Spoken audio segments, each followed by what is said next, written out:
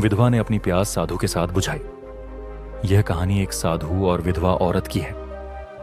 गांव के किनारे एक घना जंगल था जहां एक प्राचीन शिव मंदिर स्थित था। उसी मंदिर के समीप एक साधु महाराज अपनी कुटिया में तपस्या किया करते थे। वे बहुत ही सिद्ध पुरुष थे, भोग विलास से दूर केवल भगवान की भक्ति में लीन। उसी गांव में एक विधवा स्त्री निर्मला अकेली रहती थी। उसके पति की मृत्यु के बाद उसकी दुनिया वीरान हो गई थी। समाज की बंदिशों ने उसे और भी अकेला कर दिया था। उसकी इच्छाएं, उसकी भावनाएं सब दबकर रह गई थी। लेकिन मनुष्य देह इच्छाओं से मुक्त नहीं हो सकता। निर्मला रोज शिव मंदिर में पूजा करने जाती थी। साधु महाराज को देखकर उसे अजीब सी शांति मिलती थी। एक दिन अचानक तेज बारिश आ गई। वह मंदिर में ही रुक गई, ठंड से कांप रही थी। साधु महाराज ने उसे अपनी कुटिया में बैठने को कहा।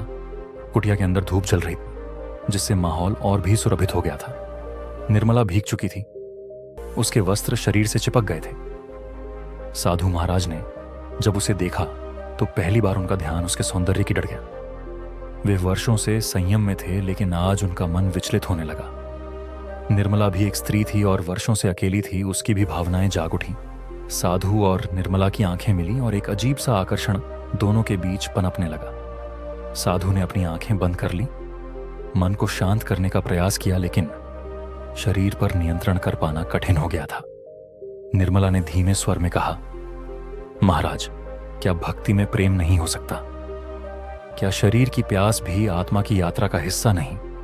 साधु मान रहे, लेकिन निर्मला के स्पर्श ने उनकी साधना को हिला दिया।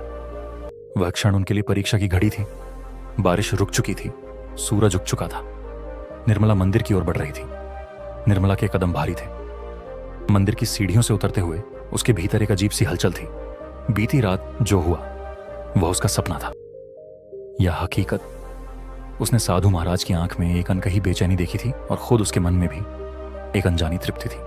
उधर साधु महाराज अपनी माला फेर रहे थे, पर उनका मन भटक चुका था। वर्षों की तपस्या, संयम, साधना, सब कुछ एक रात में डगमगा गया था।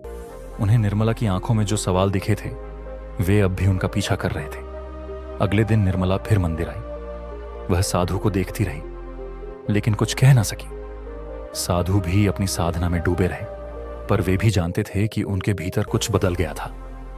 गांव के लोग निर्मला को लेकर तरह तरह की बातें करते थे। एक विधवा का मंदिर में रोज आना और साधु के आसपास मंडराना उन्हें खटक लगा था। समाज की संकीर्ण सोच हमेशा प्रेम और सच्ची भावनाओं को कलंकित कर देती है। एक दिन जब निर्मला जल चढ़ाने मंदिर पहुंची तो गांव के कुछ लोगों ने उसे घेर लिया। क्यों आती हो? रोज मंदिर कहीं साधु महाराज को भटकाने तो नहीं आई? किसी ने व्यंग से कहा। निर्मला का चेहरा लाल हो गया। भगवान के मंदिर में आने के लिए क्या मुझे समाज से अनुमति लेनी होगी? उसने दृढ़ स्वर में कहा।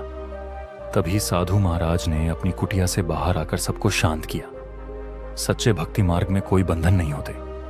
निर्मला केवल पूजा करने आती है। उसके चरित्र पर प्रश्न उठाना पाप है। गांव वाले असमंजस में पड़ गए और वहां से चले गए, लेकिन उनके मन में शंका के बीज पड़ चुके थे। रात हो चुकी थी। साधु महाराज ध्यान में बैठे थे, लेकिन मन बेचैन था। गौरी की छवि उनके ध्यान को भंग कर रही थी। तो निर्मला धीरे धीरे कुटिया के द्वार तक आ पहुंची। महाराज, क्या प्रेम भी मोह है? निर्मला ने संकोच से पूछा। साधु ने आंखें खोली। प्रेम यदि आत्मा का उत्थान करे तो वह भक्ति बन जाता है, पर यदि वह शरीर तक सीमित रहे तो मोह बन जाता है। निर्मला एक क्षण चुप रही, फिर बोली, तो क्या एक विधवा को प्रेम का अधिकार नहीं? साधु कुछ नहीं बोले। निर्मला आगे बढ़ी, उनकी ओर देखती रही। साधु के मन में भीषण संघर्ष चल रहा था। वैराग्य और आकर्षण का निर्मला ने धीरे से साधु का हाथ थाम लिया। उस स्पर्श में स्नेह था, समर्पण था, लेकिन वासना नहीं थी। साधु की आंखें भर आई। उन्होंने पहली बार प्रेम की सच्ची अनुभूति की थी। वह प्रेम जो देह से परे था, जो आत्मा को छूता था। सूर्य उग चुका था। गांव में एक नई खबर फैल गई। साधु महाराज कुटिया छोड़कर चले गए थे। कोई नहीं जानता था कि वे कहां गए। निर्मला मंदिर आई, लेकिन आज वहां साधु नहीं थे। उन्होंने वैराग्य को चुना था, लेकिन क्या वे सच में अपने मन को विरक्त कर पाए थे? ये सवाल अनुत्तरित रहे। तया निर्मला ने शिवलिंग पर जल चढ़ाया और एक हल्की मुस्कान के साथ मंदिर की सीढ़ियां उतरने लगी। उसकी आंखों में अभी प्रतीक्षा थी। दोस्तों, ये स्टोरी अगर अच्छी लगी हो तो चैनल को लाइक सब्सक्राइब करें, अपने दोस्तों के साथ शेयर करें। पूरी वीडियो देखने के लिए धन्यवाद।